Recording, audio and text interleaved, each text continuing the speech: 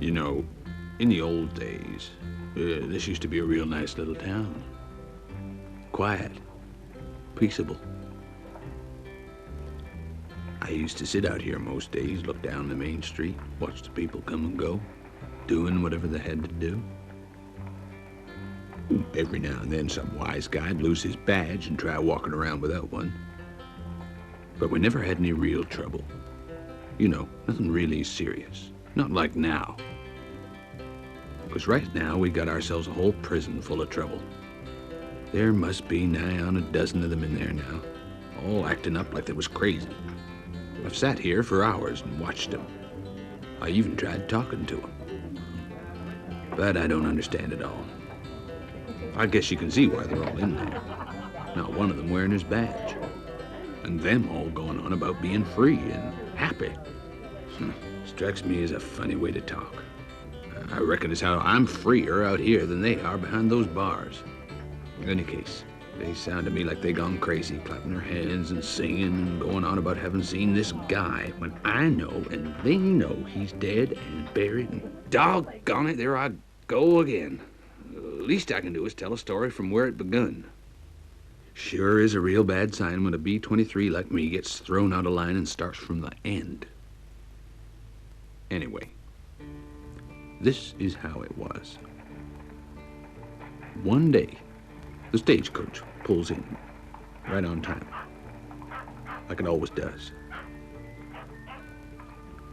And out gets this stranger. Never did find out where he come from, nor where he was headed to. Driver said he just picked him up somewhere back on the trail. Well, like everybody else, he goes straight over to the saloon. Except this guy sits down on the steps and waits and watches people going by. Well, sooner or later, some of them gets talking to him. Well, I guess it's more like a question of listening, because it seems like he had a whole lot to say and only a little time to say it in. One or two of them even said they thought they knew who he was, but I don't rightly know how they could, what with him wearing no badge. Still, a lot of them went to listen to what he was saying. Myself, I don't rightly know what he did say. You see, I'm too busy here to take time off. I gotta keep an eye on things. I hear tell he was giving them stories. Well, there ain't nothing wrong with that. So, for the first couple of days, I just sat here and I waited for him to come and see me, that being the rule of this town. See, folks, all strangers gotta come and see me as soon as they arrive, then I can ask them some questions. Put them in my book. Check they got the right badge to wear. Well, I guess he just never seen the notices. I put them up all around the town. I made them big enough. I reckon a dumb mule could have seen them. Any case, he should have known better. I mean, he must have come from some pretty strange sort of town if he didn't already have a badge to wear. So anyway, being a reasonable sort of guy myself, I sent my deputy over to tell him to come and see me soon. My deputy's an E96, by the way. That's not so good. But then, you just can't get the right class of deputies nowadays, not like you used to. Doggone it, that lazy, low grade took long enough to get back. Seems like he'd been listening to what the stranger was saying. And then he tried to tell me what he'd heard, too. I don't want to hear about it, I said. My job's to keep things running smooth, not to spend my time listening to gossip and chatter from you or anyone else. Well, that night, this no-badge guy comes in to see me. And without so much as a glance at my grade badge, he looks me straight in the eye and he says, "Hello, Fred Harper." Well, I tell you, that shook me. You see, Fred's a name only a few folks know, the closest ones, like my wife. She's a B-35, by the way. That's a high grading for a woman, but then she's a fine, moral, upright lady. Anyway, this guy must have had some inside information. I told him straight what I wanted. What sort of guy are you? Have you got a clean record? Are you good or bad? Rich or poor? Do you keep the rules? What are you aiming to do? Who are your family? Just a few questions, you know. But he just sat there, dumb as could be. Look, mister, I says, I'm only doing my job. Without those answers, I can't give you no grading. Of course, you got to understand you made a bad mistake mixing up with all that garbage down by the saloon. I reckon that'll give you a grading of at least 55. Still, no need to worry too much. I mean, we all get the grading we deserve. After all, a guy is what he is, and there's no changing that. Then he said something peculiar about him being the one who was what he was, but that we weren't at all what we thought we were. But I didn't understand then, and I still don't. Then he said something about how he'd come from the owner. And that got me real mad. I told him there never was no owner. We built this town ourselves out of the dirt and the dust with our own hands. We sweated to make it what it is. Nobody didn't own our land. So I took him out on X99. That's a badge that says this guy's gotta be watched. It means he's gotta come and see me every day for a checkup, you know. Doggone it, he just took it off again.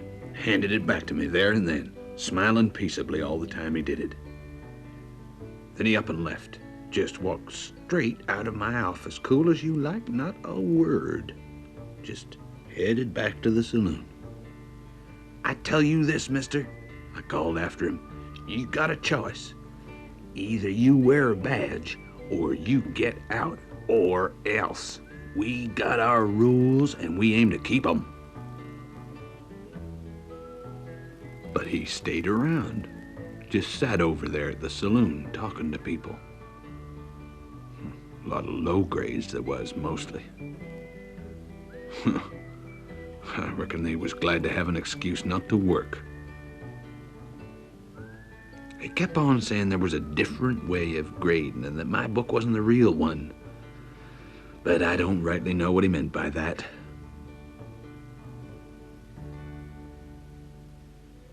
Well, next day, some of the best grades headed over to my office. They reckoned things was getting out of hand. Things was reaching a dangerous point. The bank manager said that the badges mean security.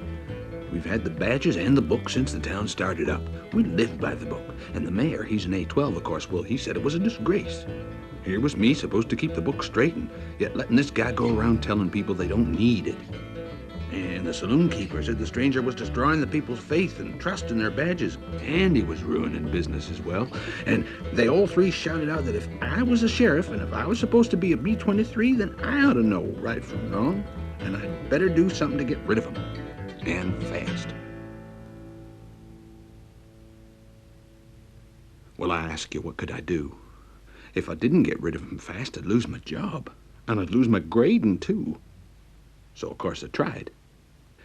I sent messages over to the saloon telling him to leave town by the next stage, to get out while he could. I even went over there once myself to talk to him. But he just started on again about the owner, and that made me mad, real mad, 'cause there's nothing nobody can tell me about this town that I don't already know. So, I went back, swore me in some extra deputies, just in case of trouble. 'Cause I knew now what I had to do, since he wouldn't go, and he wouldn't wear no badge. And then we went over and picked him up. It was pretty easy, really. He didn't struggle or nothing. Almost seemed to be expecting us. Then we threw the lot at him.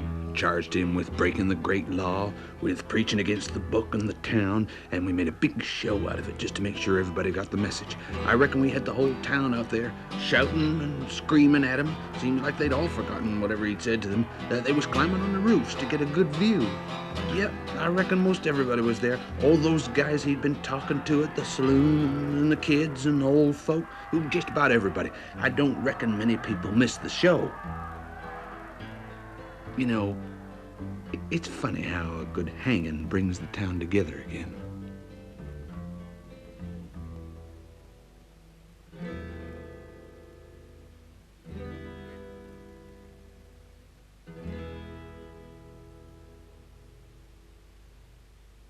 So, there we were. Him dead and buried, and us thinking it was all over and soon to be forgotten. Doggone it, that's when the trouble really started. Because a couple of days later, these two come into my office saying they'd seen the other guy, the stranger, and he was alive or something, and that it was going to be like him. So, of course, I threw him into a cell. And all the while they was going on about the stranger having taken away their badge and them having a different badge. Though I couldn't see no badge on him at all. Then I hears a shout. And there's the mayor, bringing in my own deputy. And that dumb fool with no badge on like the others and singing away about being free. And that's how it is today. The cell's pretty well full up. And more coming in every day. And we're wondering if we'll have to hang them all. And there's my book. Well, it used to be so pretty to look at. Now it's just one great mess of ink blots and scribbling. Still, the mayor says a couple of weeks in the cells without proper food and they'll soon be crawling back for new badges. I sure do hope so. Then maybe I'll have some peace of mind again and I'll be able to sit on out there like I used to, back in the old days. Well, I sure do hope so.